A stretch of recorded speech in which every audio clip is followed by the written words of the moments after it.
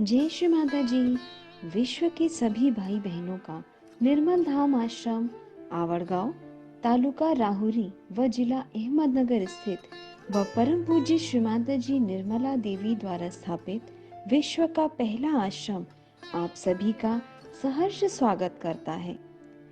आरड़ गांव के संबंध में बताते हुए श्री माता जी ने एक प्रवचन में बताया है कि यह वो जगह है जहां मेरे पुरखों का राज था और वे वहां के राजा थे। आरड़ गांव के नजदीक ही मुसलवाड़ी गांव है, जहां देवी ने राहु नाम के राक्षस को एक मुसल से मारा था। कहा जाता है कि आवड़ गांव के पास निवासा में श्री विष्णु ने पाकशाला में अमृत बांटा था। तब राहु नाम के राक्षस ने देवता का रूप लेके अमृत पीने की कोशिश की थी। तब श्री महालक्ष्मी ने राहु राक्षस का वध करने के लिए उसके पीछे दौड़ी। देवी लक्ष्मी ने राक्षस का वध एक मुसल से किया, इसीलिए इस गांव का नाम मुसलवाड़ी हो गया। राहु राक्षस के नाम से राहु और री जो कि महालक्ष्मी का नाम है, उसी से इस गांव का नाम राहुरी पड़ गया। इस जगह पर देवी ने बहुत सारे कार्य किए। इसके नजदीक ही आरड़ गांव है, जहां पर यह राक्षस आक्रोश करते हुए भागा, इसलिए इस जगह को आरड़ गांव कहते हैं। आरड़ का अर्थ है चिल्लाना या आक्रोश करना। यह पूरा क्षेत्र अत्यंत पवित्र और चैतन्यमय है।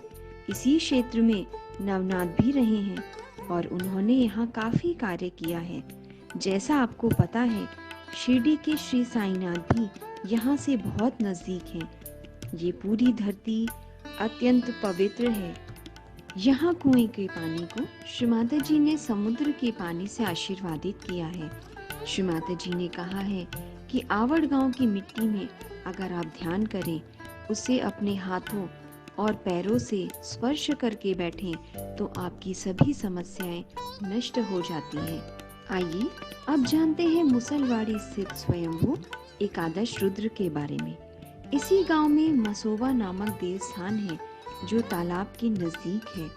परम पूज्य श्री माता जी ने इस स्वयंभू का चैतन्य जानकर यहाँ एकादश रुद्र का शिलान्यास किया, जो कि पूरे विश्व भर में एक ही है।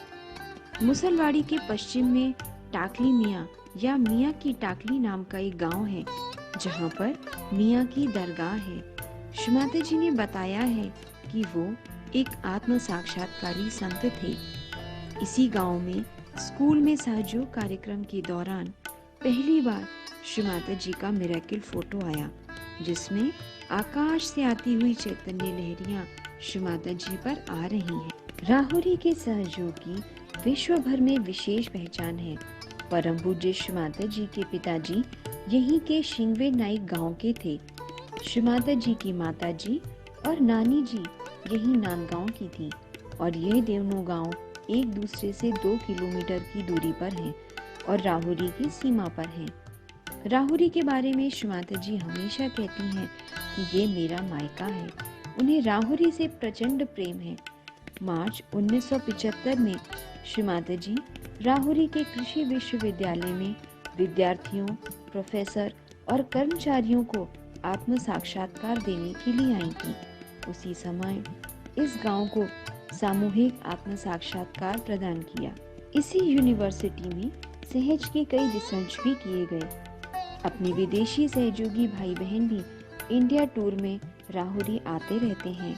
प्रथम सहज विवाह भी राहुरी में ही हुए थे। परम पूज्य श्री माता जी ने गांव वालों को सुझाव दिया कि आरड़ गांव का नाम बदलकर आवड़ गांव रखें, क्योंकि श्री माता जी को यह जगह बहुत ही पसंद है। सन 1988 में परम पूज्य श्री माता जी ने आरड़ गांव में 6 एकड़ जमीन एलईटी मुंबई के नाम से आश्रम के लिए खरीदी और इसी वर्ष यहाँ सहज वुमेन वेलफेयर सोसाइटी की स्थापना की गई। सहयोग आश्रम एक मंजिल इमारत बांधी गई, जिसमें 50-50 सहयोगी भाइयों व बहनों के लिए रहने की डॉर्मेंट्री की व्यवस्था की गई। इसमें 4 स्पेशल कमरे भी हैं। साथ ही खाने पीने की व्यवस्था भी की गई है। शुरू शुरू में यहाँ ब्रिटिश सहयोगी आने के पश्चात फ्रांस, स्विट्जरलैंड, अमेरिका, रशिया आदि देशों से योगी जन पूजा व ध्यान के लिए आते रहते हैं।